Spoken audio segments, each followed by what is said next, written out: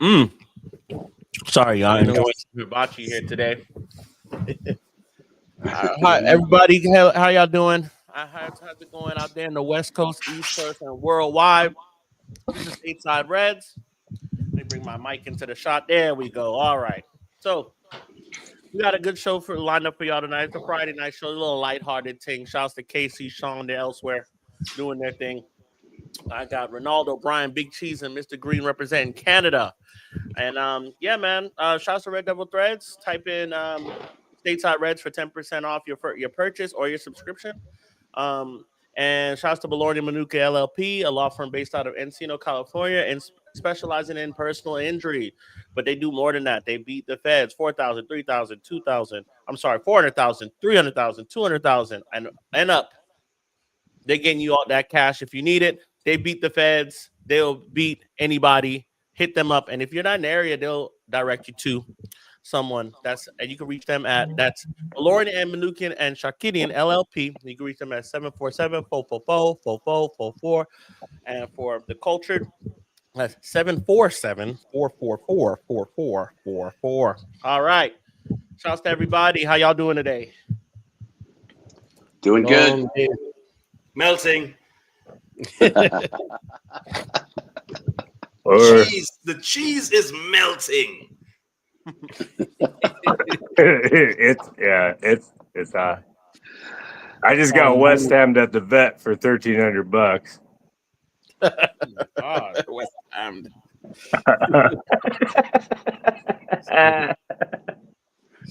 Too late to change our predictions, right? Too late to change those. I saw Paqueta slap that one in. I'm like, oh! And then 7 minutes later, it was getting not look good. I mean, they briefly went up 2-1 until it got called back. Yeah. That would have changed the complexion of the game. But anyway, Ronaldo, take it away, brother. What we got? Yeah, man. Good evening, fellas. I mean, start with the transfer roundup. Not a lot of news, but one big piece of news today. Our goalkeeper problems might be solved. I mean, compared to what we got now, I think anybody in here might be an upgrade. You know, maybe just put in the mannequins that they practice free kicks in. That might be better than Onana and Bayern. You know, but yeah, send Lammens from Royal Antwerp, the next Courtois in the Belgian scene, apparently is on course to sign a deal with the mighty Manchester United, coming in to compete with Onana. And I guess we may see where it falls in terms of Aitor Bayern. He may have to leave, or we're rolling 4 keepers. I don't know what the deal is, but I figure how the squad is announced on Sunday might lend a little eye to who's in and who's out, because Onana wasn't even in the squad last week. However, he is the biggest contract on the books. So maybe you might get a here we go in the morning or Monday. But what y'all think? Where y'all think Lammens fits in? Do you see him as a competitor? You see him as a shoo-in? What you guys think? Do you think we should have gotten someone else? Give me your thoughts. What's going on? Who won it? I'll go first. I like that kid. I think he would be a definite upgrade.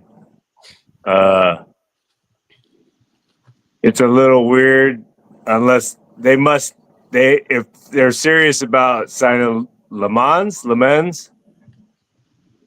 I'm not sure how to say his name. I don't want to do another Lila snafu like I did last time. It's way better than a little. We'll figure out a pronunciation soon enough.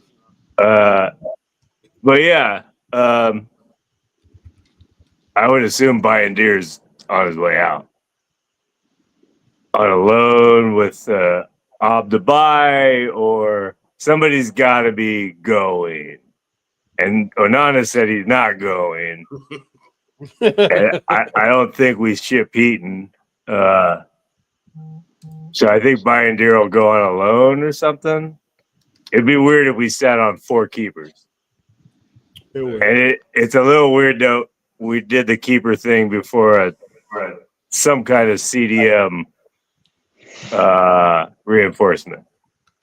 To me, I like the keeper thing. But I thought the CDM would be a bigger if we can shore up the midfield. The defensive line isn't so stretched, and our keeper isn't getting hammered on. To me, that's it.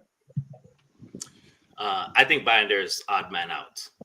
My money's on him, and like personally, I just think he's too weak. I think he is the weakest link in that goal out of everyone we have, and I expect Lammens to be direct competition for Onana to keep him on his toes or just take his spot completely.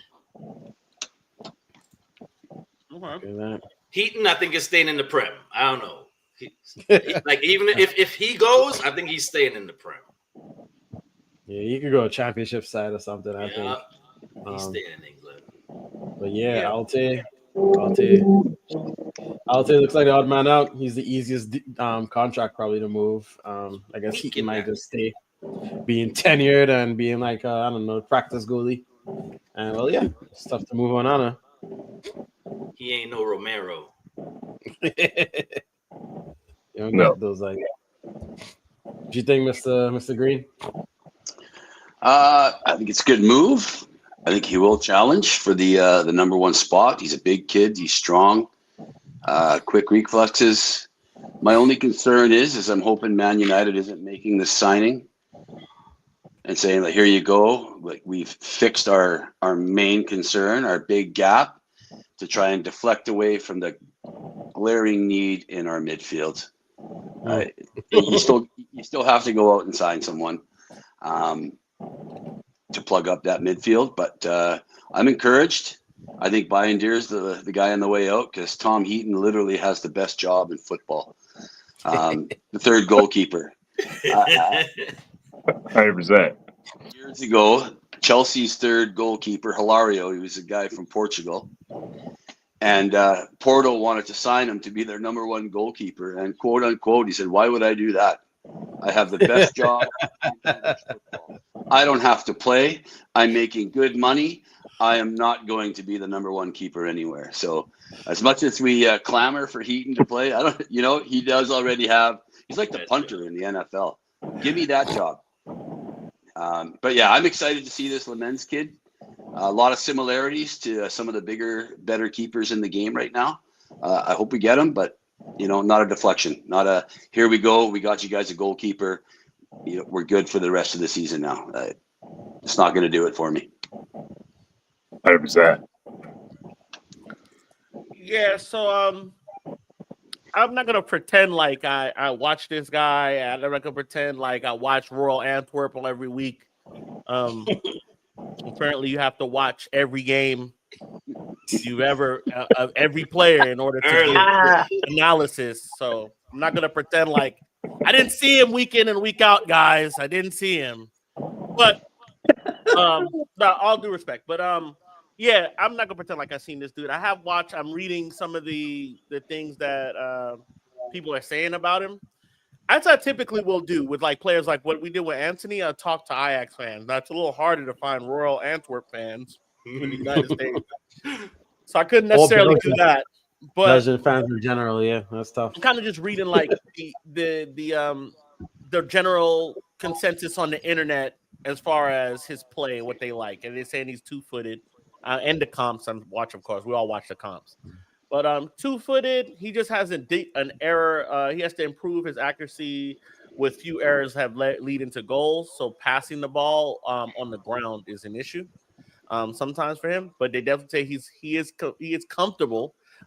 Bindier isn't. Bindier is 100%. Every time he gets the ball, he scares me. Because like Onana, right, will make that mistake. But most of the time, when he gets the ball at his feet, he'll even play a guy. He'll sell a dummy and play it left. Yep. Sometimes, and just to bait out, get that one man out of the way. So Onana, for the most part, is decent with his feet until he makes that mistake. So it's like you get good mistake that leads to a goal for him. Lammens is supposed to be having the most saves in the pro league, and is comfortable with both his feet. And that's what I want to hear. Make the damn saves. We need somebody that's a dog in there. His age, he's 23. So that's another thing. I don't want to bring him in and then because we do this, we bring in young players, they start to fail a little bit. And then we start saying, oh, well, we shouldn't have brought him in. He's so young. Like, we couldn't expect him to do this. Like, we do it. We did it with Rasmus. We do it all the time. Dorgu, we got on Dorgu's ass last year. Now he's starting to pick up. So I'm in favor. Let's see. Gregory Burke says, Lammens will be United's number one keeper by the time Onana goes to African League of Nations tournament in January. Sadly, Lammens won't be the number one from the moment he arrives. Yeah, no, 100%. I don't think he's gonna have to compete for the number one, and I think I'm okay with that. I'm okay with Onana not feeling comfortable about it, and that he's failed for 2 years straight. And we giving him a chance, and we're still giving him a chance. And like what it sounded like is like Amorim is okay with our goalkeeper selection. You know, like he doesn't care heads or tails if we get a goalkeeper or not.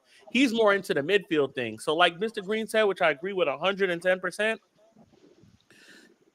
Don't get this keeper and then say, all right, we're good, because we're not good. We're not good. If it's me, get a midfielder and then we just figure it out with Onana or Bindier or Todd Hean. That's where I'm at. I think the goalkeeper is the least of our worries. If we have a stronger defense, if we're keeping possession of the ball, we'll be okay.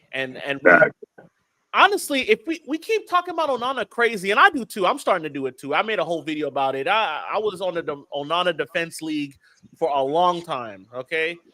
The ODL for a long time.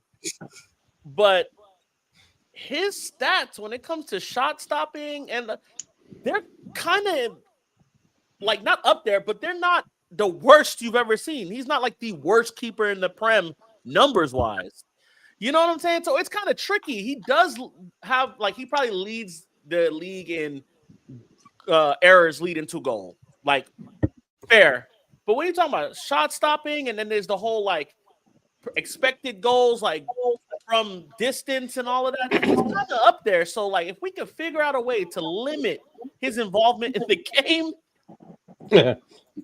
I think we'd be better off. I would rather a midfielder, bro. No lie.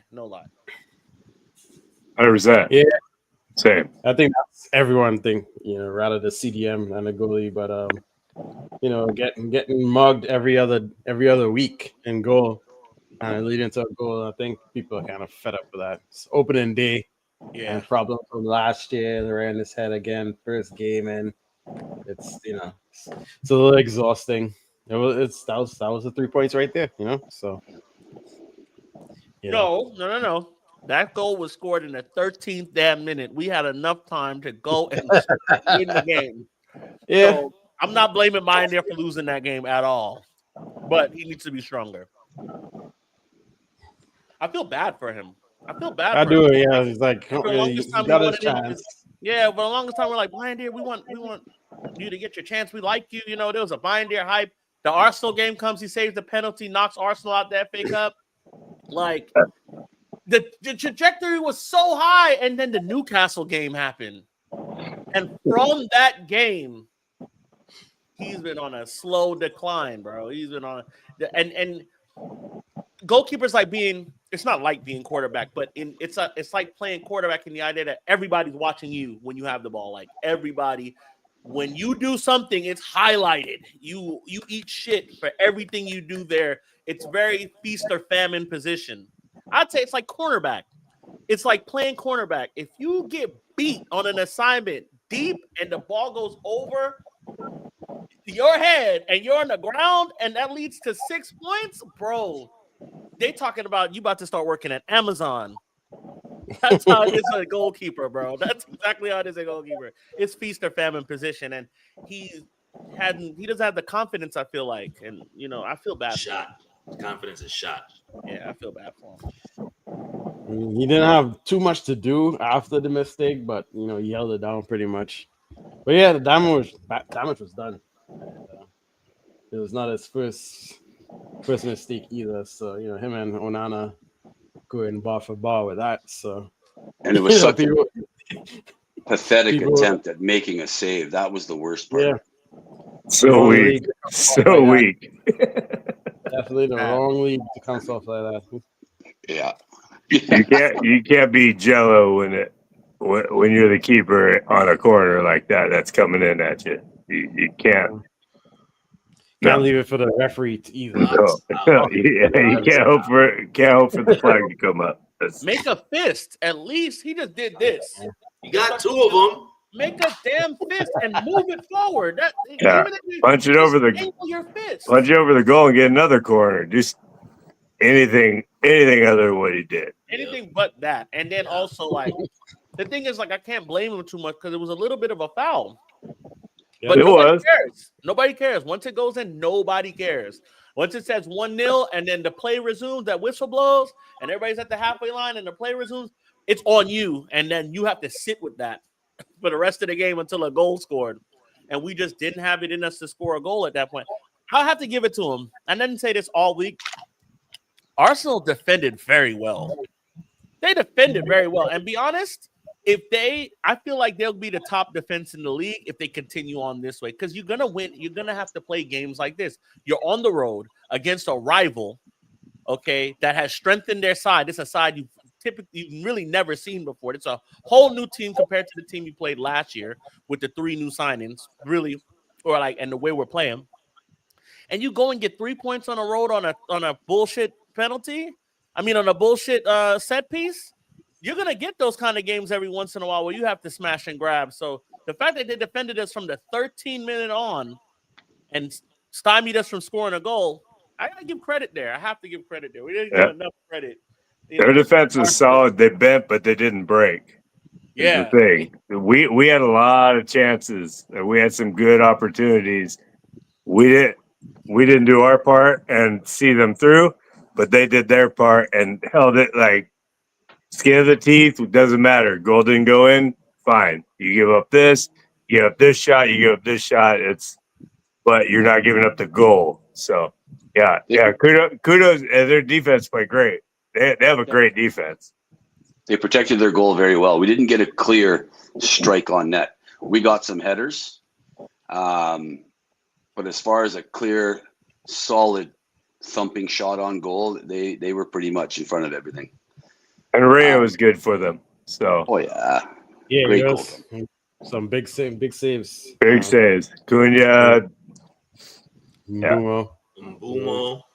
He had the same. I think Mikey brought it up on the review after the game, but he had the same type of play Byron Deere did, and he punched the shit out of it and got it the fuck out and didn't go in. He didn't get bodied, or he got bodied, but he didn't let it overcome him. He got to the ball. He did what he needed to do, which is what. Think about that. With Delict, our biggest player is on him. Yeah. And he was able to make a fist and punch the ball. Like, you're the only man in that right there that can use your hands, if you didn't know. Which you have two of. You got two of them. Hell, put your head up there if you need. How tall is Byron there? 6'3"? He's taller than Onana. He's like 6'5". He's not short. He's not short. Onana might be 6'2". I think he's a smaller keeper. Yeah, he is. He's on the small side. But he's an athlete. 6'6". Yeah, come on now. You're 6'6", man. Get up there. Get up there. Come on, bro. It's like the center getting out rebounded by the point guard. Like, no, bro. What is this shit? You know what I mean? No. Onana's 6'3", but I don't know. He doesn't look like it. Because he's muscular. Yeah. He's real muscular, so it looks like but if you saw him in real life, you'd be like, oh, shit. Yeah, like, I'd be like, whoa, you're actually all athletes. Except Skolzy. Yeah, so, most of the footballers I've seen in real life, I mean, football is a small man game, but it's only now that you're seeing like these 6'3" Rolls Royces that can run and jump. And you're not supposed to be that tall and that fast. Like, that's not supposed to work. But we're starting to now see that. Before you'd have like Peter Crouch that was, 6'7" and like not fast, but like we'll find a goal for you. You know, randomly you'll have a random 6'4" striker out of nowhere. Yeah, we're getting a lot of these big LeBron types now out of nowhere. Who's that guy out of Czechoslovakia? Jan Kolar, 6'10". Was he that tall? He was a big dude. He was a skill big player. 6'9", 6'10" forward. Yeah. Same with that guy from Stuttgart, Woltemund, or however you butcher his name. 6'8". 6'8", Yeah. right? Big fuck. Big fucking units, man. Yeah, pretty crazy. If you got the dexterity, hey, it's not bad to have that up front. Look, I pulled up a video of damn Wemby with the ball. Let me share this screen real quick. But like, this is how these guys are looking now. This is exactly how they're looking, just like this. Oh, dude looks like Navi from Avatar now. Bro, he looks like a wacky inflatable arm flailing tube man. That's It's like Akeem Olajuwon just Like, jumped in and playing some soccer. like, bro. Keem Olajuwon was a goalie in Nigeria. He was. Yeah. Makes sense. Let me get back to our. That's wild. That dude's fucking tall as fuck. Damn. 7'5". 7'4", 7'5". 7'5". Yeah, Wemby. The thing is, like, tackles for him to kill him. Yeah. Anybody goes and studs up on that tibia or fibula, and you're done, bro. And you can't tackle anybody. Like, You're no done, tackling anyone. You can't get tackled and you can't tackle. Just stay at the top of the pitch, big Just, man. yeah, just stay up here. Yeah. What we got next? What about a CDM? Oh, Angelo Stiller. You like that guy? Stilla. That guy has a nose on him. Oh my god. Hopefully, it's a nose for CDM. Hopefully, Honestly, I think he's got a hair lip. I'm pretty sure. Yes, So, yes, he does. so I think that might have something. I'm not. Yeah, he might have had it really bad and got it repaired as a kid. Oh, you're talking about his nose. He said, "Oh yeah, I heard about it. It was so big." I don't know what I was trying to be polite, but I don't know what he was talking about. he's got schnoz.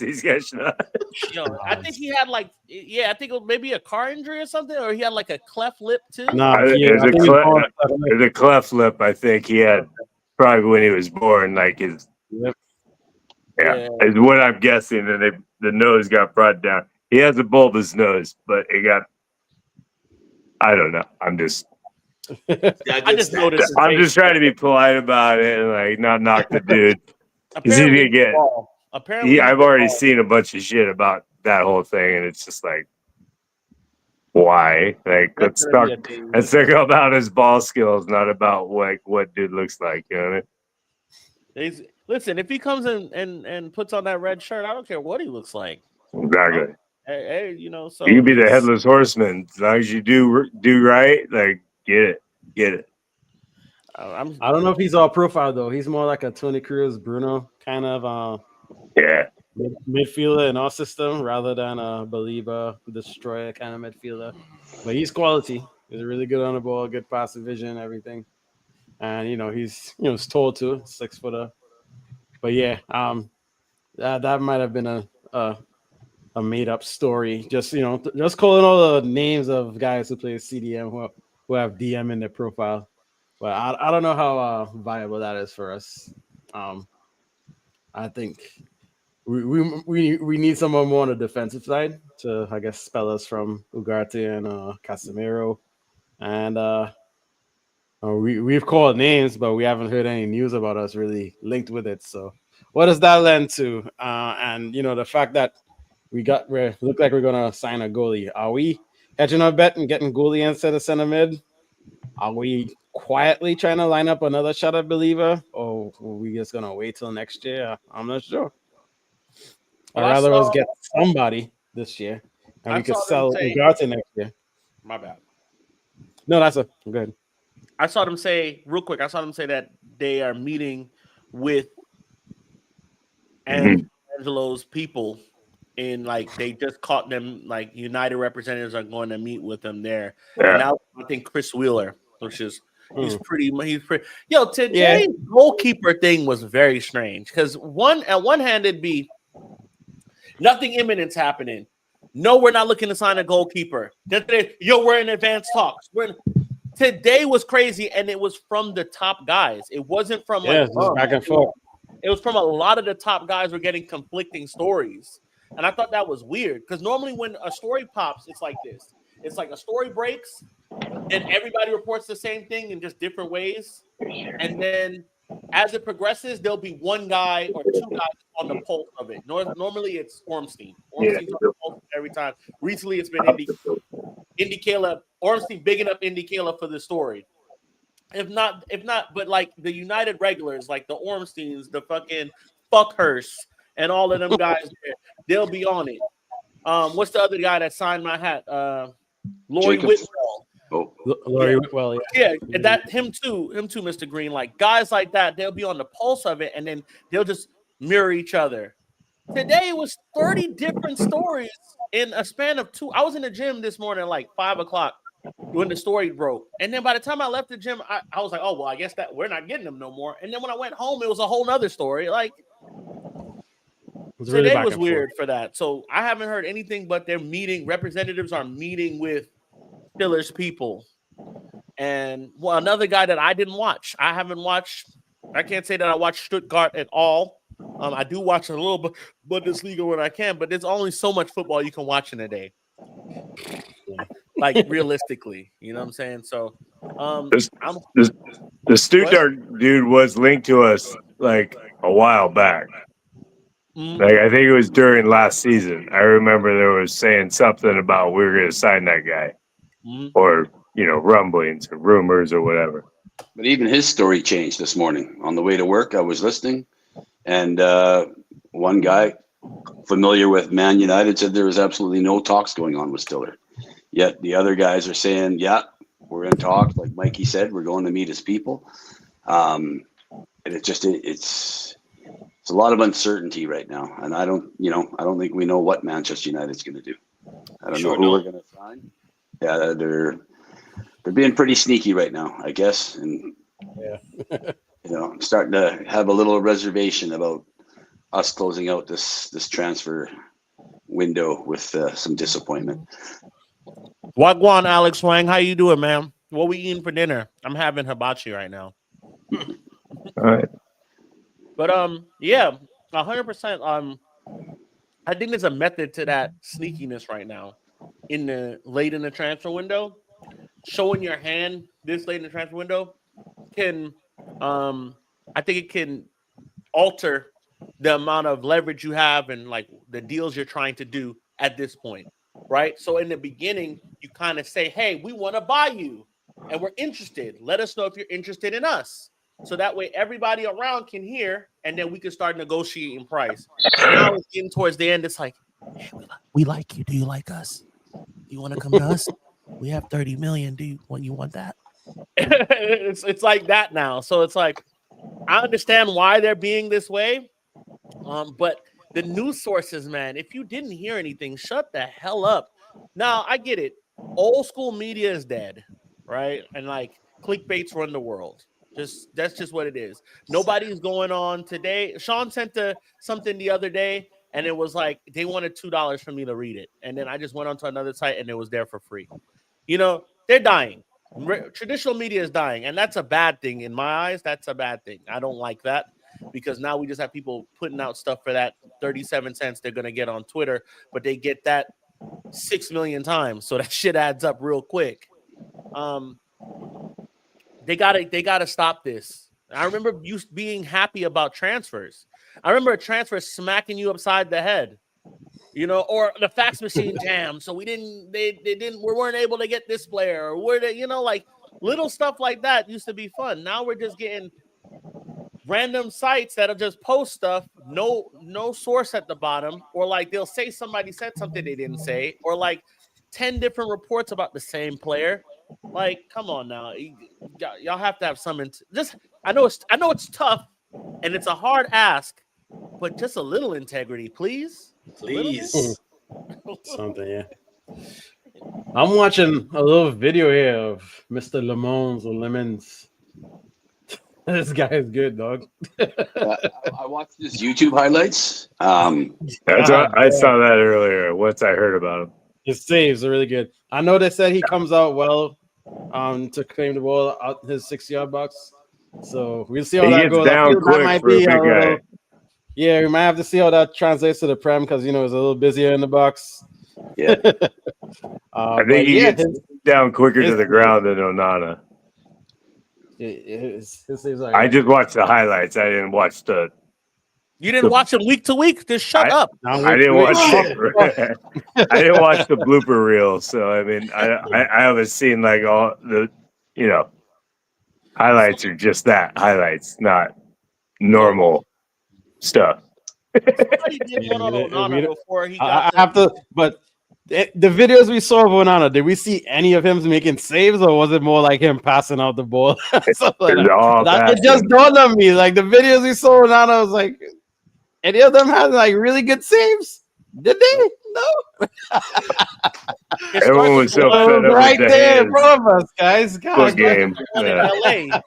I think he made his start in LA. His first game, his first preseason game. Who'd y'all play in LA? Was it Real Madrid? Arsenal. That's where Rasmus got hurt. That's where Rasmus pulled his hammy right after his goal. Yeah, so far. Real Madrid. Oh, and he fell in the net. He got dummied and he fell in the net. Every video that it starts with that game every time. Him tangled up in the net. And people be like, that was the one, like the half line shot that went in? Yeah. Yeah. That was against Rangers. I think we were in Scotland. That was before we came to the States. Yep. Strung up like a big fat fish in the net. I remember seeing that. Oh boy. Man, where the hell was that Real Madrid game? I thought it might have been in Houston. It wasn't. That was in Scotland against Rangers. No, he fell in the net he got dummied and it went over his head against Real. The Real one, I think, was Houston or Austin or something. Yeah, I'm pretty sure it was Texas.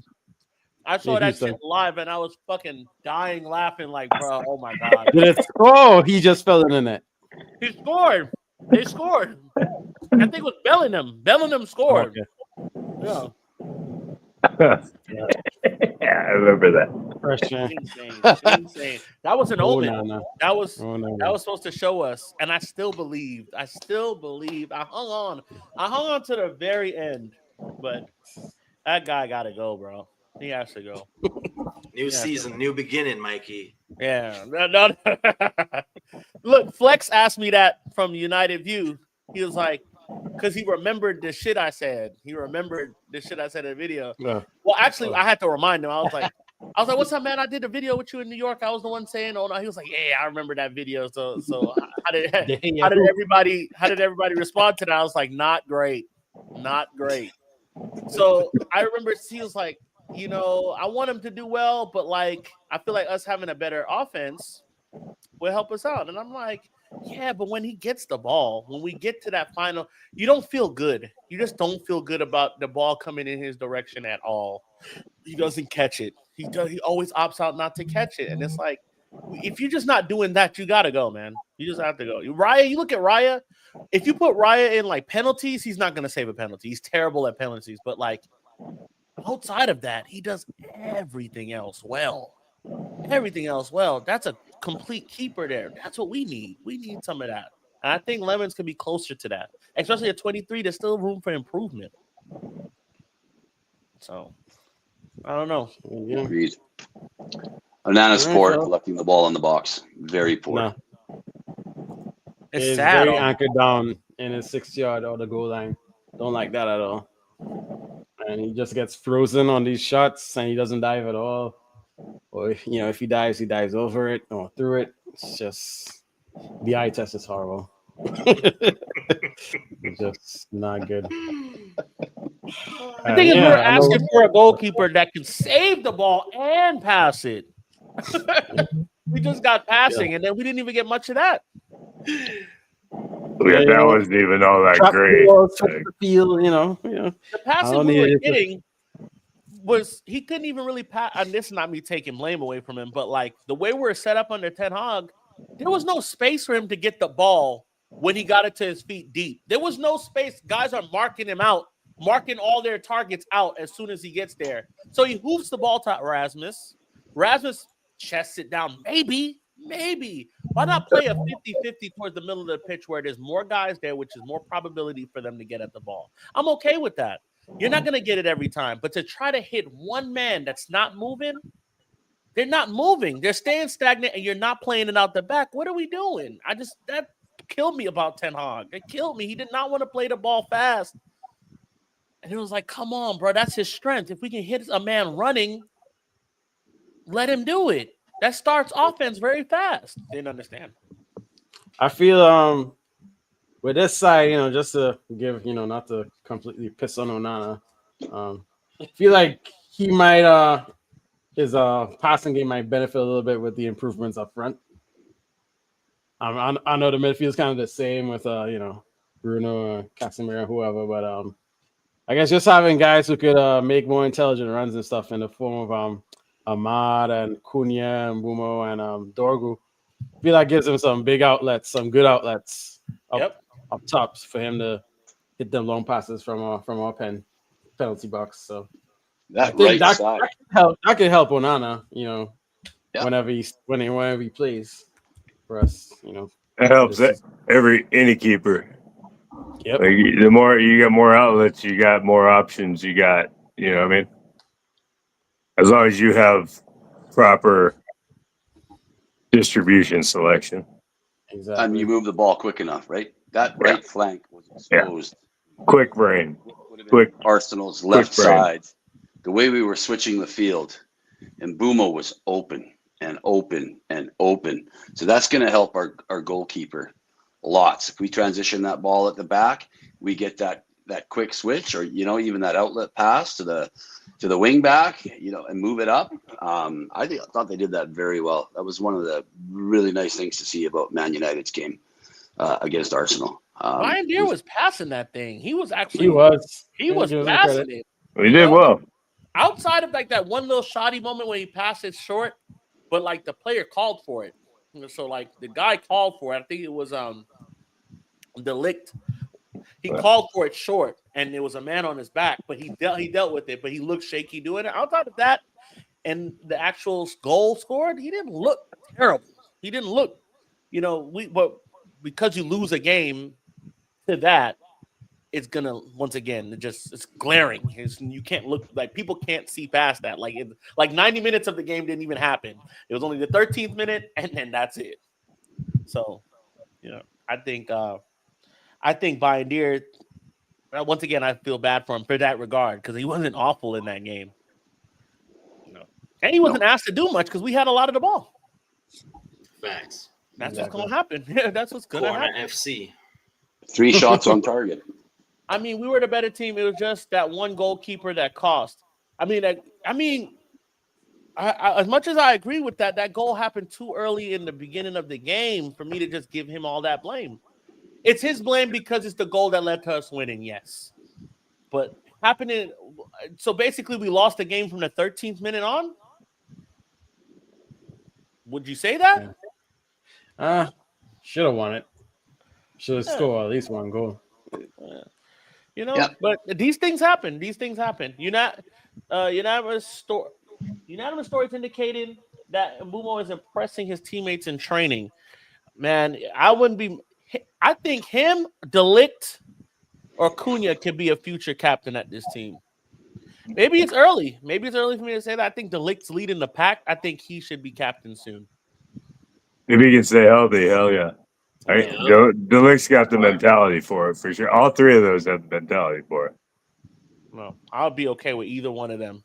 Cunha is probably on the low end because he's people like to brand him as this mental case, but like he's just ferocious when he plays the game. We all played with somebody like that. That's a jerk. And you'd be like, damn, I love playing with this dude, but I hate playing against him. You know what I'm saying? You pick him every time, like, yo, I want him first, because he's gonna be an asshole. He's gonna be a bastard, but he's good. Mm-hmm. There are times we see guys that's like that and not good, like a Neil Maupay. Neil Maupay is fucking trash. Nah, he was great. He was great because he's at the top. You know, he's in the top level. So he's not compared to me. He's better, yeah. But like he was trash, and he had a lot of diss. It's like I'm not picking Neil Maupay. I want Cunha. You know what I'm saying? He's gonna give me that. You know, so I think he'd be at the lower end because of the attitude thing. But I love that. I love that. That we need more tough guys, more people screaming at players. He not letting Bruno scream at him. Like, Bruno, shut the hell up. Get me the ball. You see what I'm doing here? Like, Stop whining. There's not a bad bone in Cunha's body right now, bro. For me, I think that guy's ridiculously good. It's actually he's levels ahead of a lot of guys, bro. He's probably the last great good Brazilian player there is. He's got that edge, that chip. Currently, yes, and I like it. Yeah. Yeah. He's fearless. He'll take a ball and pass it around you and run onto it. Like, we don't see a lot of that flair no more. He's still bringing that flair. I love that in the game. Express yourself through the game. It's okay. Try things. That turn he made with the ball, he kind of just volleyed it over his left shoulder, spun to his right around the defender. That was impressive. Absolutely. Oh, we didn't talk about that. What's up, rapper? What's up, rap? Big up yourself. I was just listening to that track. It's in my downloads on YouTube. The Postcode Crime. It's in my like every so often they'll just come on. I just let it run. It's crazy. Like I'm listening to a song from somebody that watches my show. That kind of blows our mind. But shouts to you, bro. We did not talk about Hoyland at all. And like that, you know what? Big up to him because he's acting like a damn professional. He's coming to the games. He's signing autographs. He's not crying. He's not doing none of that stuff that Isak and Wissa and Sancho and all of them is doing. He's not doing none of that. So I got to big him up there, bro. I really don't want to see him go. Just because of how he's handled us. He really cares about this club. He cares about us. Even though he's getting fucked over right now because we asked him to do something. We asked him to do something that no number 9 can do in the last 10 years of being at this club. Martial couldn't do it. Lukaku couldn't do it. Ibrahimovic couldn't do it. Cavani couldn't do it. Igalo couldn't do it. All of these 9s we've had, and none of them can do it. And then we asked a 21-year-old to come in and do it, and came 72 million. And then the minute we don't want him, we treat like, oh well, you know, there's no space for you here. How? All it takes is for Seshko to get hurt once, and we're back with one injury to Seshko, and now we're looking at another younger kid to come in and look at Xerxes, or Obi. And Zerski's not a 9 for me. I'm sorry, he's not a number 9. Nope. I think he can play it, but I don't think he's an out-and-out number 9 like Seshko is. I'm not saying Rasmus is the answer. I'm just saying, like, maybe we keep him around for the depth and let him 100%. I don't know. He's doing right by us. Let's at least give him a chance. Yeah, it's just about minutes, I think, more than anything. So that's why we were pursuing a loan. So at least he could go somewhere and get time and maybe find his way and come back next year and compete with Seshko. I mean, ultimately, I think you'd always pick Seshko to win that competition, but hopefully next year we have more games, so he'll have more opportunities to start. But it's gonna be tough this season for him to stay and expect game time and get better because that's what he needs ultimately. He needs more game time. Seshko is not gonna do 90 minutes every game in every competition. Right? Like he can't. Maybe like nobody. Bruno does it, but you know. And we tell him not to do it. And we're like, dude, you need to go sit your ass down for a minute. Come on, dude. That's because I'm with you, Mikey, on the depth thing, 100%. When Bruno's tired, he's awful. What'd you say, Mr. Green? When Bruno's tired, he's awful. Yeah, I think we should. reward professionalism because, like, it's so easy that the player can fuck you off. You know, like you're doing the right stuff. I mean, you're waiting for your time. You still got football left in your legs. There's gonna be other teams. There's gonna be money. You know that. So it's like, you know, I don't know. I feel for the guy, and I'm one of his largest haters. You know what I'm saying? I'm right behind Mr. Green in the Rasmus You Suck man boy haters club. All right. So But I agree with you. The way he's handling himself, even I am feeling sorry for the kid right now. Right? We're dealing with the polar opposite extremes. We got the assholes who are turning deals down, don't want to go nowhere, just want to collect the cash. And then we got Rasmus Højlund doing everything right. And I can't help but feel for the guy. You saw his face in the stands watching the game. You could tell he was bitter, but he held himself really, really well. Yeah, his brother didn't go online and start talking shit. And you know what I mean? he didn't go to And press we conference. brought him in. Like, we put him in this situation. He wasn't in the situation at where we get from Inter? Atalanta. Yep. He wasn't in this. He already knew the situation. Everything was chill for him at Atlanta. We brought him in. Oh, here, you're going to do all this. And then 2 years later, it's like, no, get the fuck out. That sucks, especially for someone that wants to play for the badge, which is the whole part of the whole culture change I think Amarim's trying to bring in. These are the type of guys you want. Like, I want to fight for my spot. He knows he's not going to take the one spot from Sheshko. He knows he's not going to take the one spot, but he says the right things. He wants to come in, and I want to get my minutes. Give me my minutes. And you got to respect that. In the end, it's lending itself for it being easier for him to find a team to go to. That's it. Yes. That's it. Yep. You're not a problem player. You're not somebody that is fighting with your team to leave. Because people are seeing that as much as as much as I champion players having agency, because I think they need to have a little bit of agency. They need to have a little bit of they need to have some leverage. Okay. Because I'm not with I was having an argument with one of the Pittsburgh guys one time about players being able to have a little bit of freedom to do what they need to. Like Mr. Green said, you have these assholes and they know what they can do because they see it. They see it in other teams. People are looking at Isak. They're looking at Wissa. They're looking at Garnacho. And teams are looking at that like, do we want a guy like this? Like, is he going to do this to us when Real Madrid come calling? If they come calling?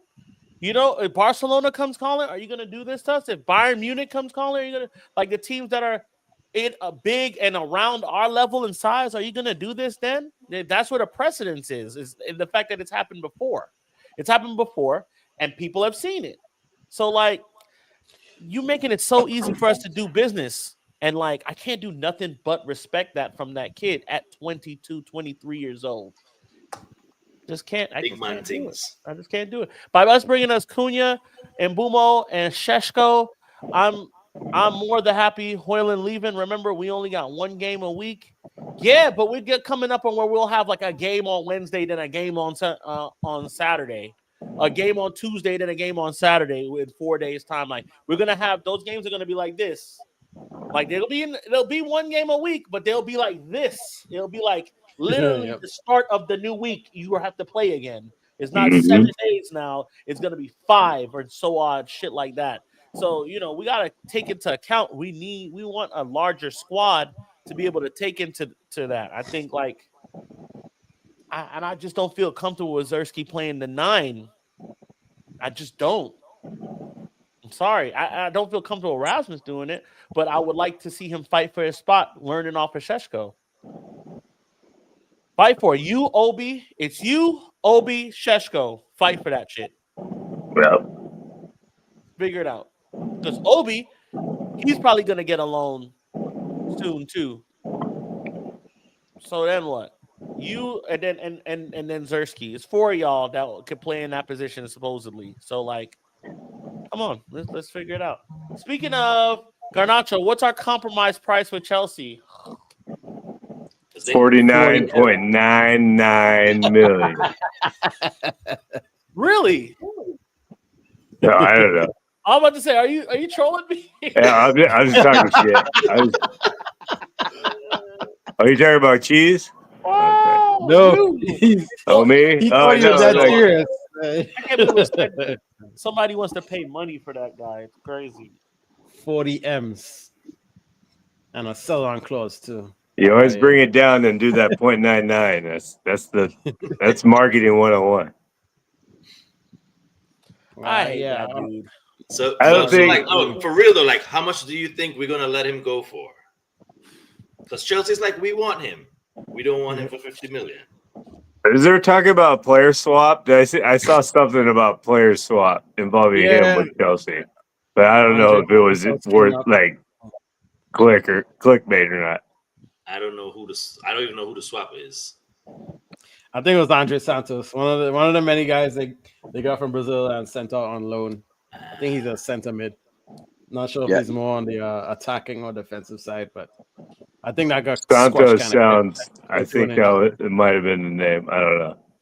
Rapper D saying 40 million for 5 in add-ons. I think 35 million should do the deal. 35 million, and I'll be happy. 35, and we move on. And plus 35 in sell-ons, and we move and on. a juicy sell-on. 35 and a juicy, like 15, 25, 30 on the sell-on. 30 maybe, as far as percent. Yeah, it's more than likely they're going to sell him. Chelsea's waiting to sell Jackson He's not playing there. He's 100% not playing there. I think he's one of those guys that's just never going to settle anywhere. Like we're talking about selling for 45 plus add-ons. He's not going to play at Chelsea. They're not going to be able to sell him. That's what I'm saying. Fuck the add-ons. He's not going to play. Get the sell on. Sell on. Chelsea lineup. Sell on is Chelsea what we want. Sell him. If Chelsea know how to do anything, is they'll do business. They just don't. It doesn't matter to them what they get. They're very cool with it. Right? They don't. They will take 10 million for you and get you off the books. They don't care. You know, his weekly is low too. 50 a week. That's Chelsea's like drooling at. They want it. They want that shit. No, we want money, Ramperdy. We want money. We don't want that's more straight. Jackson. I don't want Jackson. No, money. No. Another waste man. Like get rid of waste man. We're not adding them. No. I'm not taking their little used toys. Like no. Cash. They do us so dirty. After this deal, no more deals from Chelsea for 10 years. Facts. After this, we don't do any business with Chelsea unless they come in with 150 million. Yeah, Chelsea tax that ass. Yeah, no more, bro. Because we've gotten a hard deal from Chelsea. I think the last good player we got from Chelsea was Juan Mata. True. Well, he was. You're forgetting one. I mean, we got Mount from him. Oh, the last good player we got from Chelsea. He played good last game, so right now he's good. If he fucks up Sunday, then he's back to shit. Back on the shit list. Is he starting on Sunday? I'm not sold on Mount. I'm encouraged by last week, but definitely. I'm not sold on Mount either. No, 100%. He even came in and struggled for us here. He struggled here. So his better days were behind him when he came to United. He was done by the time he got here, but he loved playing here. Yeah, there's something with the Spaniards and Man United. If you look at all the Spanish players that played here, they have this thing like Ander Herrera was like that too. They just loved it here. They like, bro. Juan Mata had like a diary that you could read online. Yeah. You know, like they're just so like romantic about us here. They love us here. Like they love playing for United, and it's always the Spanish guys. So like, I don't know if that's just a byproduct of being Spanish, being from Spain, but they loved it here. You know what I'm saying? So that's why I love those two dudes. Because he's a cult. He's more of a cult hero than a legend. It's the passion. They're very passionate in Spain about their music, about their food, their culture. So they come to United and they see that passion within the club, and they're like, "I can fuck with this. I understand this from home." Just not the That's food. what it is. It's not the food part, but it's definitely not the food part. They put up crazy stats, but they played well and they played with heart. And they played for the bag. Listen, I got an Ander Herrera shirt that I got pressed in the superstore at Man United because they did not have and the Herrera shirt selling in the superstore. You had to get it made. Just imagine that. And like when I went to see them play Wolves, I had it pressed up there. Outside of this shirt here, that's probably my most prized possession as far as shirts go, because that guy was like for the club. Like how everybody say McTominay is, he was just like that. And that one game where he was following Eden Hazard around the whole pitch. And Hazard's like, yo, everywhere I looked, he was right there. He was right there. I'm like, yeah, he follows you to the bathroom too. Fergie loves sicking people like that. Like he sicked G-Sun Park on Pirlo. Pirlo said, yo, you couldn't breathe in that game. You want me to hold it? I'll hold it for you. I got you. So, Mikey, I've been thinking about what you're saying about player power and then having some flexibility and some being able to call the shots and some freedom in their careers. So how do we come to a compromise where both the team and the player, because quite frankly, I've had enough of Anthony. I've had enough of Sancho. So here's my proposition is you get to turn down 3 offers. The 4th one, you got to go. Like you're just released, terminated? No, not terminated, but the 4th deal doesn't matter. You have to take that one. Take that one. Okay. I'll ride with that but I know teams will start being like, okay, which bid was that? Was that 2? Yeah. All right, we'll wait. Like they'll start trying to play that. Okay, well, shit. Who's going to be the 3rd one? Who's going to be the one so it's either going to be you got to be first or you're trying to angle to be last, right? So I feel like the teams will I think the compromise there, I think there's no compromise actually. I think it's open to people doing this stuff all the time. That's what actually kind of makes it okay, because it's like you have to be smart about who you pick and how you treat them and how, you have to be smart about it. You can't. Now, some of these guys, they'll change their mind. Like, you know what? I actually hate living in England and I miss paella. And all of a sudden they'll want to move. And it'll be nothing you did to cause that.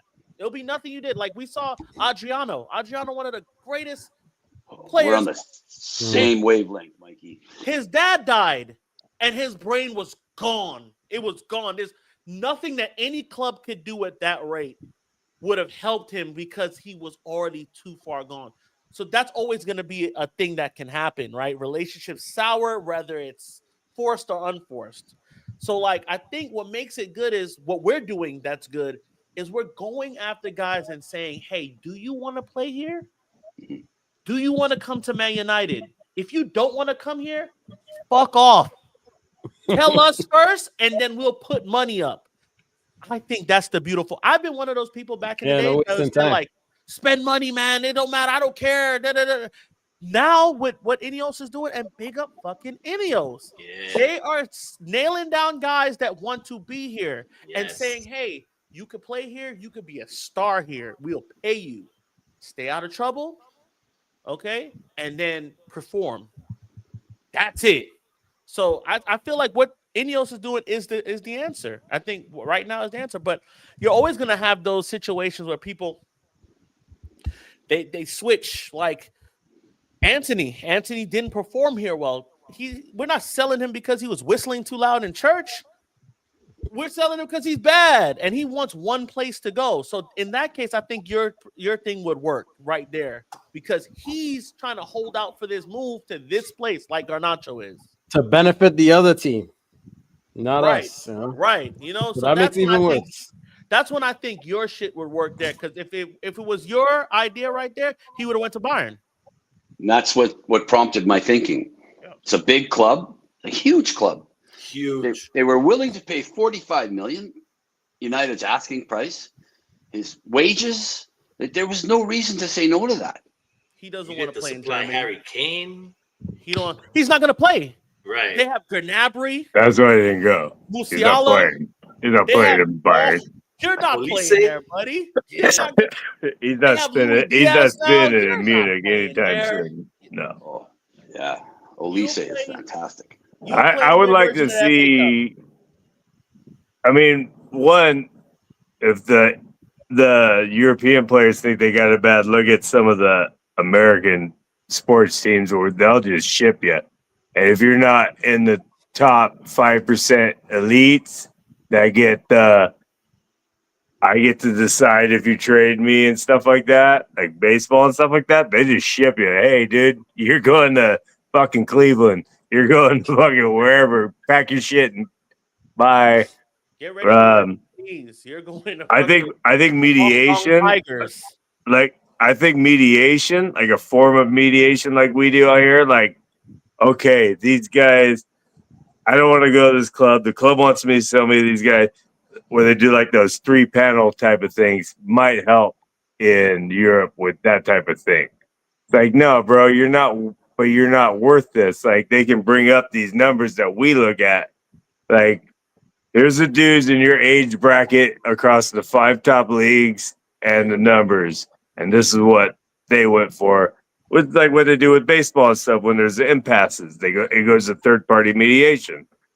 And it gets worked out. I think something like that would work good because it has to be egalitarian. Like, you can't just be like, okay, the club owns you and will do what they will with you. Like, that's not right. The players, like Mikey says, do need to have some leverage. I agree with that. I agree with that 100%. I do believe the players need some leverage. But there needs to be a common ground where, like, Anthony has rejected a very good offer. It was good for him. It was good for the team. Yeah. Solely because he, Spain's, the weather's probably a little nicer than playing in Germany, and he's moved his family there. But that was They saved his jersey number. They reserved his jersey number. Yeah, but a little premature. No, 100%. But that's where like mediation can come in and be like, well, you're only really valued at 35. These guys offered 45. Like, but it also, it would resolve Sancho issues, Anthony issues. These guys, like the Newcastle guy, where it's like, no, you're going to sell me these guys, or I'm not going to do it. I'm not going to work. None of us could just be like, well, you're going to trade me to this. I couldn't be like, hey, you're going to trade me to this brewery for like 150 a year. Or I'm not doing shit. My boss would laugh his ass off and fucking kick me in the ass and say, later, dude. You know what I mean? Like regular. It is work. It is a profession, and there has to be some kind of, I would say HR, but some sort of give and take between employer and employee. Difference is, Brian, we can all like our jobs. Right, but it's a privilege to play a child's game. No, 100%. The amount of money that they do. 100%. 100%. In this instant, this is benefiting Betis more than it is anybody else. Yep. Yeah, that's where a mediation panel could be like, look, dude, like, these guys don't want you. You want to leave. Like, you kind of got to, you know what I mean? I don't want to say they got to force them to take a deal or not, but I don't know. Something like that along those lines could probably be formed. I don't think FIFA would do it, or UEFA, but I think it's what the hell number are they waiting for at Real Betis? What number the fuck are y'all waiting for? They want the free loan. They want the free loan. They're going to free loan him until he's out of contract. Again? You want to take? Listen, I'll do the loan again, but you have to take 100% of the wages. 100% of the wages, and it's obligation to buy. And you're buying them next summer. You must buy, regardless of you buy. That's what it is. They just signed somebody 3 days ago. Yeah. I mean, it wasn't a killer deal, but it was 25 million euros. They don't want to take on his wages. They don't want Anthony. They want him for free. 100K. It's not the price. It's the wage. The wage amount is what seems like it's holding them up. Because they're paying him $100,000 a week, right? Oh yeah. Wow. So might even be more than that. Around one something like that, right? Something like 120 or 100,000. 100 and change. correct chat, please correct me if I'm wrong. Anthony's on like 100K a week, ain't he? Yeah, it's 100K. Yeah, like who wants to pay that? You're paying almost $500,000 a year. I mean, a month. Almost $500,000 a month to keep this guy. Why would you? And then pay his fucking wages, and then we'll talk. So just get him completely off the books, and then once the season's over, you buy him. And to terminate, we want double the money back. If you're going to terminate his contract, if you want to play that game, you got to pay double. Fuck 5 million. Yeah, you're gonna pay way more than that. Way more. Because they'll do some shit like that. Like they'll terminate his loan. Like, oh yeah, he's not performing here in 6 months' time, and like we'll just go double that shit. If you want to send him back, 100%. Everything that he spent or like he costed you, we need that back paid to us somehow, some way. Everybody's having these secret clauses. We got the secret clauses with the fucking owners recently coming out that like the Glazers are talking. Oh, well, we have the drag back right in which we can sell your fucking shares of the company when we sell ours. So we could always we still have possession. We need to be doing that to our players. Like, bitch, you can have these guys, but you're gonna pay their wages 100%, or at least 90% of their wages you're paying. That's how I'm at. But let's talk about this game of Fulham on the weekend. The chat is waiting for it. Ramper D is waiting for it. Pause. What are you guys thinking about this game against Fulham? What do you think? Who do we line up with? Who do we start? And what do you guys expect? Let's go Mr. Green first. So I think Sesko's going to get the start. Of course, we're going to our two studs, Mbumo and Cunha. It's going to be Bruno, Casemiro. I think we're going to see Ahmad starting on the right instead of Dallo this time. I think he was way more industrious. DJ Copper Radio gonna be happy when he sees that. Yeah, Dorgu on the left. I think it's going to be the three same starting in the back. Delit, Yoro, Luke Shaw, because Luke Shaw played fantastic. I don't think we talk enough about how he played last. I wax lyrical about how good he was. Yeah, and I think we're going to see Onana back in between the sticks there. Onana. Yeah, I do. I'm willing to give him a shot this year. I'm like Mikey. Get me a central midfielder as a goalie. If we're playing well, we have possession of the ball. We're scoring 3 goals a game. I don't care if we win 3-1, 3-2, just as long as we get the 3 points. Yeah.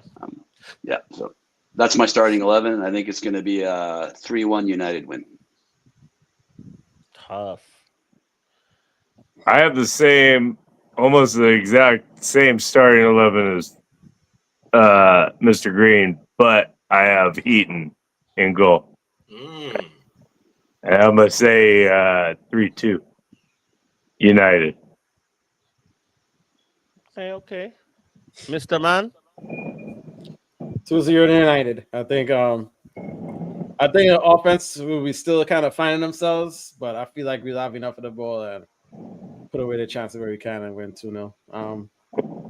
Just looking at Fulham, they had a late equalizer against Brighton too, so I don't think they're absolutely purring themselves either. I know they'll be playing at home. They'll be geeked. The crowd will be geeked. It won't be easy, but I feel like based on how we performed and maybe the law of averages, I don't think we could be that unfortunate again this week. I think we get a goal or two, and I think we shut them out too. Okay. For me is the same lineup as the last game, but instead of Dallo, you put on Ahmad, and then instead of Deer, you let Onana get the start. He's back off injury. I want to see what he's gonna look like. Let's start seeing it now. Have you cleaned up your act? Are you gonna be better? Have you learned anything? We don't know, but will our defense be able to keep you out of having to make the saves that you would be making with last year's defense, right? Or the amount of situations that we put you into because we were defensively bad. So if we can limit that, stuff, I'll be okay. I think we could win 2-0. I think if we play like last week, bro, I think the sky's the limit for us for this season, bro. If we give that kind of intensity and play style 80% of the season, we can do things. We could probably end up in top 7. So I'm expecting the same thing, the same intensity, the same playmaking, the same. I need Bruno to chill, sit back, Yes. Yes. sit back, Yes. let the guys in front of you make runs. Let that man to the right of you make runs because Ahmad's going to have to be joining that attack. He's going to be more in the attacking spaces. Cool. Hell, I've seen Lenny Euro dribbling the ball forward. He wants to get even into attacking places. So stay back, recycle the ball, be resolute, pay attention. The line was great with the back three catching guys off sides, catching the speedsters off sides. We got to watch out for the bro Munoz. If we could do everything there, I think Fulham is not the same Fulham as they were when we've been playing them the last few years because they've been giving it to us, especially at Craven Cottage. Always a tough game. It's tough. Fulham away is tough for us for whatever reason. Craven Cottage is tough. Just like how Wolves away is tough for us for whatever reason. Since Wolves gotten back into the top flight, it's been tough for us there at the Molyneux. So, with that being said, I think 2-0 we United. We handle that. We get our first 3 points of the season. We fucking move. I would love to see more goals, though. Only the United. Big up stateside Reds from Manchester. Once we get rid of leeches like Sancho and Garnacho, then we'll be a completely different machine with transfers going forward. Bro, I wish you was here at least 10 minutes ago. How we were just talking about player agency and leverage and power. Let's just say power. Just plain and simple instead of like nicing it up. It's player power. Yes, Sancho Garnacho are different viruses, and like Mr. Green I think Mr. Green's idea would work perfectly for guys like that. But also, it's like the other guys that have good intentions that have a lot of teams after them, like Eze. Eze did his thing. He was damn near going to Spurs. Damn near. Locked on. And then Arsenal was like, what? Kai Havertz? What's wrong with him? Get Eze on the phone. And Eze didn't even let the phone ring. He picked it up one time. Yeah, I'll come. I'll be there. You know, I wanted to play with you guys since I was 14. I'm coming home. In my room. I cried in my room for a week when I didn't make it. And I'm like, that shit was written in the stars. He never wanted to go to Spurs. Yep. He never wanted to go. And I'm sure somebody knew that Eze was in their fucking camp at one point in time, and we cut him. You know what I'm saying? Like, we didn't want him here. I'm sure somebody knew that. So, Sancho and them, bro, I like I said, take 10 million for both of them and move on. And we never do business like that again. We just prioritize guys that want to be here, and we take care of them while we're here. That's another part that we always miss. We don't take care of these guys a lot of the time when they're here. We don't shield them from the fucking media. We don't shield them from when it's going bad for them. We don't shield them. Look at Rashford. We threw Rashford to the fucking wolves a bunch of times. Bam. You look up most abused players in the world every year. You know fucking Rashford. It's LeBron James and Rashford every single year. Now, I'm not saying that's not letting Rashford off the hook for some of the bullshit. He deserved some of the criticism he was getting. A lot of it. Okay, walking and all of that shit, 100%. But the club doesn't shield you from some of this stuff. The manager wasn't willing to do it. So, like, you know, that's what happened there. We have to shield our guys. We have to keep everything in-house. I think Fergie used to do a good job of that. Yep. Yeah, so we you know well said, Mikey. Before you move to the next topic, I don't think he's going to start Sesko, and I think he keeps Mount in the line. He's keeping Mount and Casemiro in the lineup. I want to change mine now. Yeah. Good point. I think Mount starts, so no start for Seshko yet. Starts at the 9. The 9. Well, because he was kind of behind or He wasn't splitting playing the Mbumo 9, and Cunha last week. He split them, but he was kind of dropped back also. He was less in that channel, which could be a striker channel, but I just feel like he's not. I want him to start Sesko, but I don't think he's going to do it. But what do I know? But my only changes are goalkeeper and Ahmad. Mount was playing and Talo, so yeah. Who's your keeper? Yeah, Mount was a false 9 last week. Yeah. I feel like all of them were false 9s. Exactly. All of them at one point by in commission, time, yeah. It was striker by committee, 100%. Whoever's up there, up there, if you come deep, whoever's up there is the 9 at the moment. Exactly. I think they were trying to do some sort of cycling thing. Yeah, like a fluid. Who you got in the goal, Mark? I'm going with Onana. I think he's back. I think Onana's back. So Onana in, Ahmad in, everything else the same. I would start Sheshko, and I would honestly. I would have started him last week. I'd start Mason Mount over Casemiro. I let him play in that role. I let him play in that. I would put Mount over Casemiro. He's hustling. He's running back. First off, he was in that when we were playing the 9. He found himself back there defending anyway, and then getting forward. He looks healthy. He looks fast. He looks quick. Let's say quick, because I don't think he's the fastest dude, but he's definitely quick.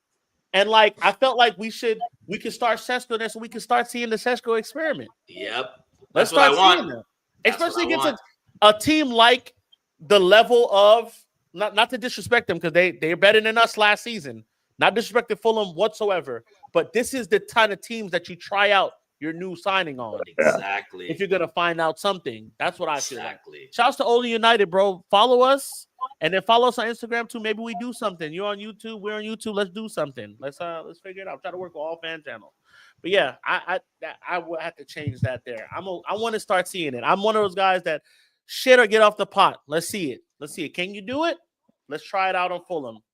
The only way they're gonna gel is getting minutes together in league games. Like Carrington is the only gonna take it so far. So. Not like I'm with that. Rip the Band-Aid off and let's go. He was training at his former club. Yep. So he's fit. He passed the medical. Let's get him in there. That's what we bought him for. Score goals. And the minute he scores that first one, gets that weight off his shoulders. Yep. Let the floodgates open. And then when we're playing the big teams, he's locked in. He's ready to go. I think Cunha is going to bust once he scores his first. Oh. They all are. Cunha is chomping. Cunha is dying. He hasn't scored yet. You could tell. He's just he's hurt. He wants it so bad. So once they all once everybody gets on the books, I think we're going to be looking good offensively. Did Delap score today? No. No. He was not one of the 5. Fucking bum. I'm watching him and I'm watching Gyökeres. I'm watching both of them. I'm watching you turn down United. I wish nothing but no goals, a desert drought in front of goal. Publicly turn us down like that too. That's two. Are you talking about Gyökeres? I'm talking about him and Delap. Yeah, doing that. He had more of this than touches on the damn ball. Ear flicks. And I know they'll score. I'm not wishing bad on them, but I don't want you to be successful at these. I wish no success on them. That's not wishing bad. It's not like wishing injuries. I wish no injuries and no success. I wish you no success. No success, no injuries. No I want you to play every game and stink. Yeah, I'll never wish injury on someone. I want you to play every game and play subpar. Very much. Anything else, guys? Y'all got anything else? I know Cheese brought up the fact that our women's team are roasting people in preseason, so that's a good harbinger. The women are looking strong. They're looking, we got the team's looking good. A new Spanish player too. I forgot her name. Right, pretty good girl. So looks like the latest sign in. I think so. Looks like Sir Jim. Remember, we had a girls' team and set aside some coin for him. So we appreciate that. Hopefully we stay in the Champions League, get top 3, maybe even sneak a Prem Championship in. I know Arsenal and Chelsea are definitely the class of the Premiership right now, and we're ahead of Fredolina Rolfo. That's from FC Barcelona. Oh. Contract till June 2027. Yeah. So yeah, We lost a hopefully lot she of people beds in too. nicely. And yeah, we hopefully we get to have another good season from the girls. Maybe some more silverware. Besides the FA Cup, maybe we could sneak a cheeky little Prem in there. Good for the girls. Yeah, And the it's good for all of 21s. us. What's that? So it's good for all of us, bro. They just on August 16th they beat Real Betis 8-0. Damn. Oh yeah. 8-0. It was a smoke show. Yeah, that was wild. Holy I saw that. shit. That got me excited for Arsenal. I was like, oh, it's August. We're about to give Arsenal another 8-2. Buying deer. Not quite. Not quite. Yeah. Yeah. And the junior boys are doing well also. Fletcher's their new coach. For wins. Yep.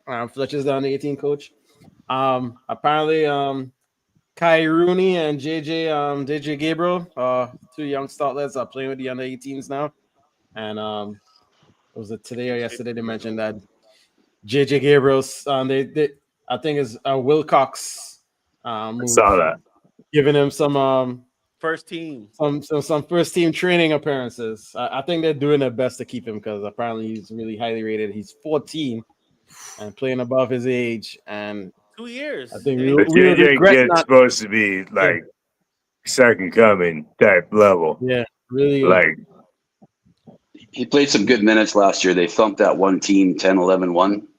I think he got in the last 20 minutes, and you can tell he's special.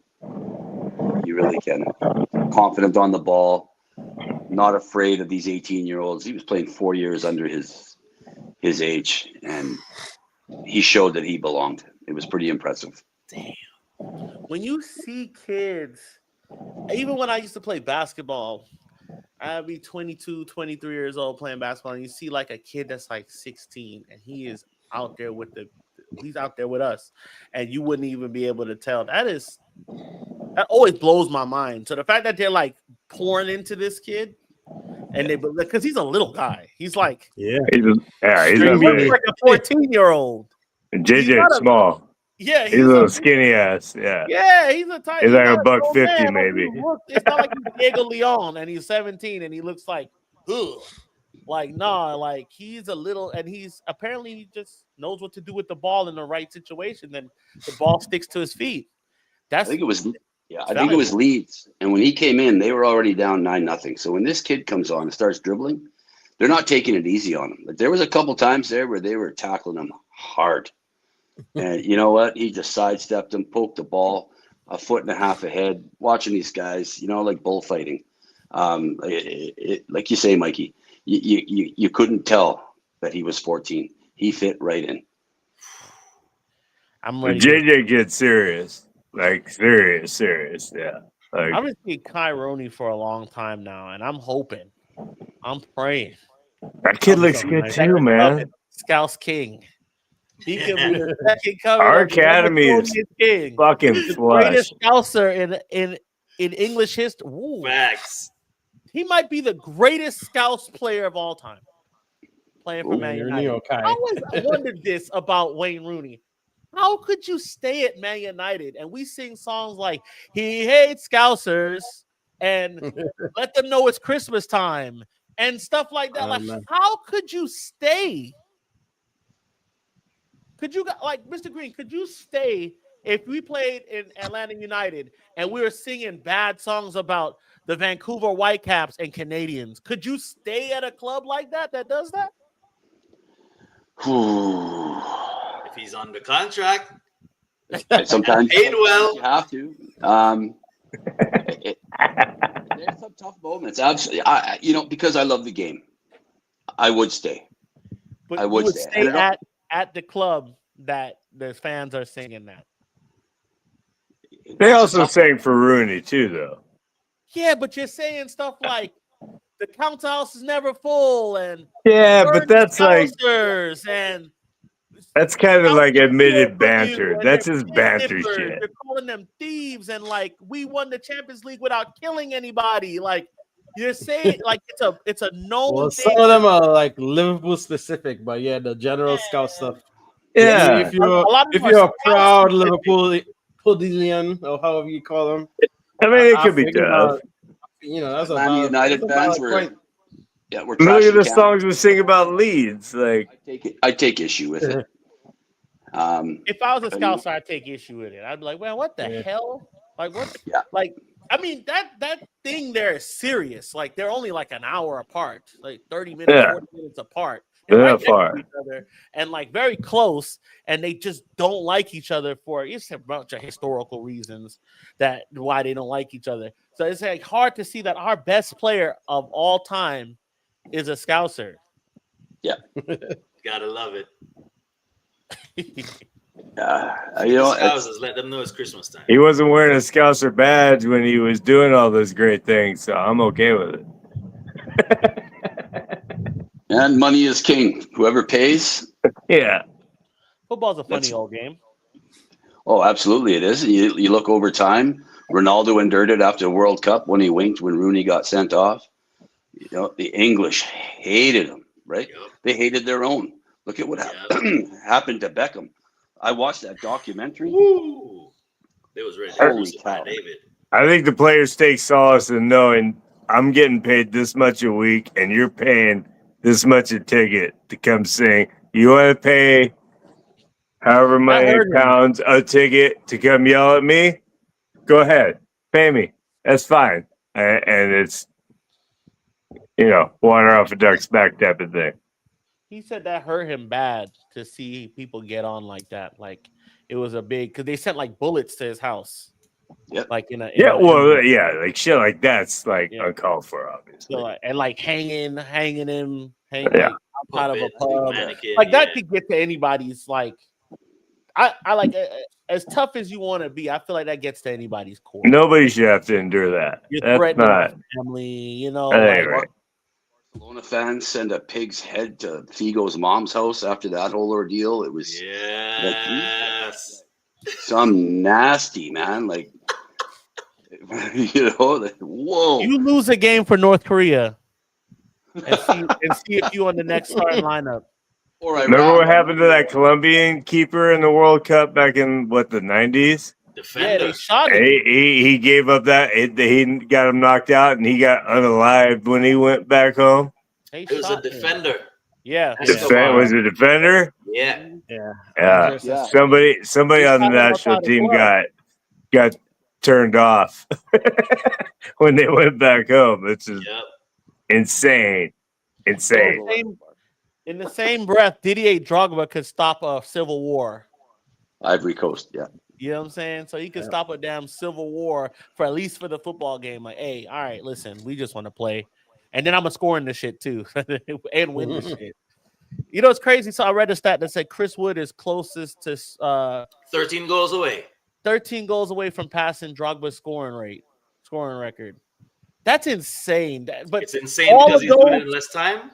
All of those Drogba goals are big game goals. All of them. They're all goals where they played for a long time too. Finals.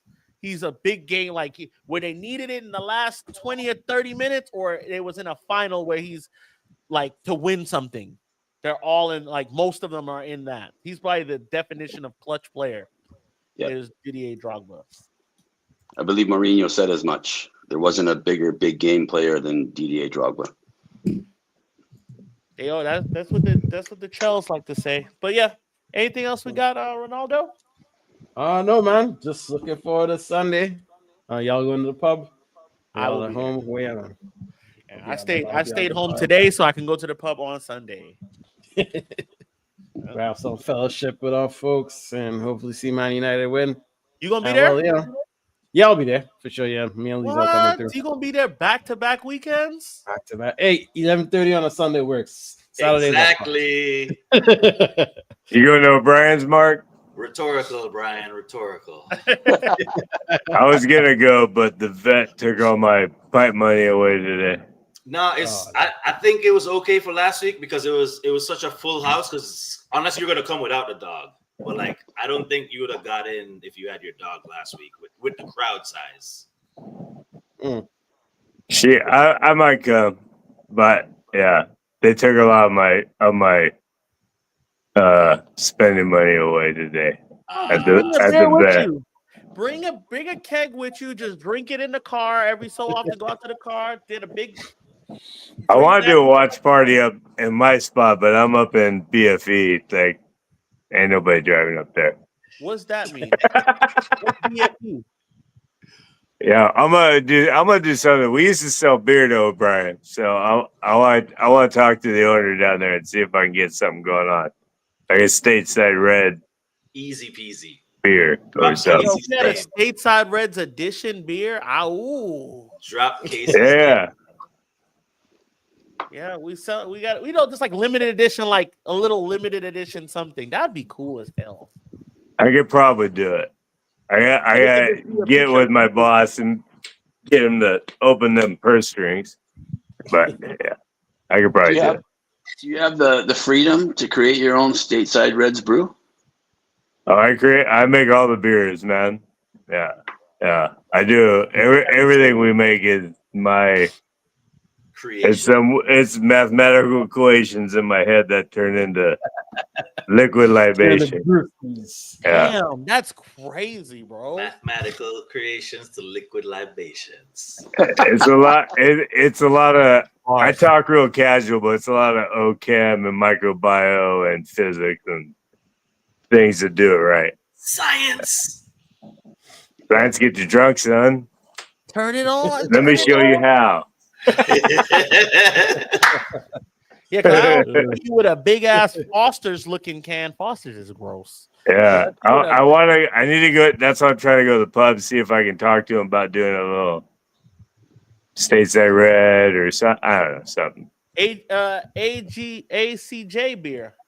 I'll mail you guys out cases to the ATL. Hell yeah. Yeah. We don't get our beer that we drink anymore. They stopped giving us Boddingtons. So that shit sits on the boat warm for like 4 or 6 weeks. Yeah. Yikes. You don't want that shit. All that year. I mean, it's good, but like it's not worth it. It's not worth it coming over here for the price now, right? Beer gets beat up with temperature, like unless you're keeping it cold stored, which is expensive. That's more money, right? Hey, what's the price of a beer in the States? For a pint At a pub. of like craft independent stuff's like 6 to 9. Yeah. If you want the macros, it's probably like 5 to 8. Sorry, my neighbors on train dogs barking. These bitches want $8 for a pint of Guinness at our pub. Hell no. $8, and I pay that shit because I want Guinness. And I mean, we're also in like the metropolitan area. We're not in like a we're in a mid-town. tourist. If you're in a suburban area, you're gonna pay more, 100%. Yeah, it's like $5, $6-7. Yeah. What's the cost of a pint for you? It's about $7. Oh, okay. Yeah. And, I love Canada so much. 7 Canadian, shit. All day. All day. All that good weed. Oh yeah. I love Labatt's Blue. I love Molson. I like your macros. I haven't been up there for like your craft stuff. I've been up there a long time since I was doing my band thing, but yeah. Brew houses are the big thing up here now. It's all the rage. So we got one here just opened up a year ago, Twin Peaks. Really good. I love BC. Oh man, I love BC. It's so good. Send me if your things address, keep Mike. going the way they're going in the States, I might be like going refugee status up there. Like, hey man, let me make you some beer, dog. My coworker makes some weed cookies that'll knock your socks off, man. Oh yeah, yeah. It sends you into another Nice. universe. Clear schedule. Oh yeah, absolutely. I didn't realize my only have tinnitus weed. was so bad. I can only have weed, but so often. So like, I remember we get some weed from Canada every so often. It'd be so good. I'm like, man, this is what they smoking up there regularly with that good free healthcare. Oh man, I'd OD Oh, yeah. on this stuff. I'd have smoke inhalation. Yeah. It'd just be on my face like this all day. That emoji, that's that one emoji. It's just a cloud of smoke. A cloud of smoke all day long. And also poutine. I love poutine. Poutine is Oh Poutine's man, good. It don't look good. they're It about the does not poutine, look good, but it's good. especially on the east side. Holy shit. The Quebecers love the poutine. They're fucking about that life. I've Founders of had family in Canada for so long. That's like, it's I don't get the whole like thing, but all the Canadian people I ever met have been sweet. So big up Canada, big up BC, Ottawa, Toronto, Calgary, you know what I'm saying? Ontario, you know what I'm saying? Shout out. Oh yeah, I used to go to Trois Rivières, Three Rivers, Trois Rivières. Thank you. I didn't say little. Montreal too, but they get mad at me because I don't speak French. If you want to go to Europe without going to Europe, go to Quebec or Canada. Yeah. As an American, it's sick. It's very similar to Western Europe. For sure. True story. Yeah, I've been to Seattle, Los Angeles, Anaheim, Bellingham. I went to a Seahawks game at the old Kingdom. Oh, nice. Yeah, and we rolled in there in my friend's Fiero. We opened up the trunk and we pulled out the Canadian beer. I'll tell you, we were the biggest celebrities at the Kingdom. Fuck yeah. You got that good water, bro. Water is 99% of beer, dog. Yeah. Yeah, it was pretty awesome. I love Canadian beer. Yeah, I can't say I've met a nasty American yet either, man. You haven't been to the Midwest. Go to Oklahoma. Come on down to the south. We got a lot of them. Some of them I live right next door to. They have these red signs.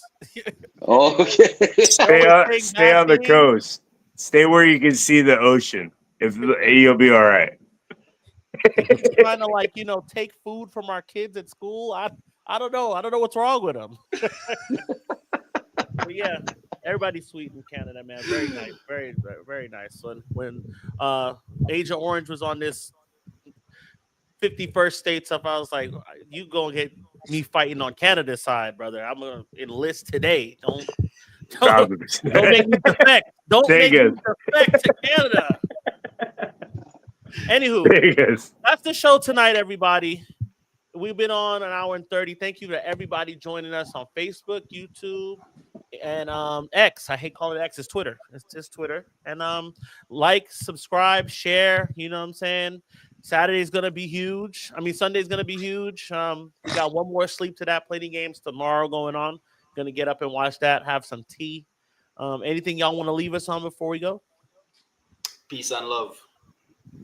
Always. Peace and love. Fuck ice. And let's get a CDM. God damn it. Sign CDM, chinga amiga.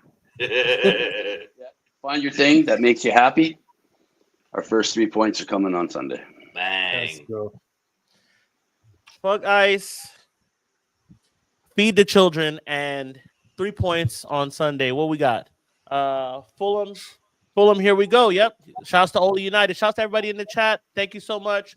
We'll see you. I guess I'll do a after match thing review.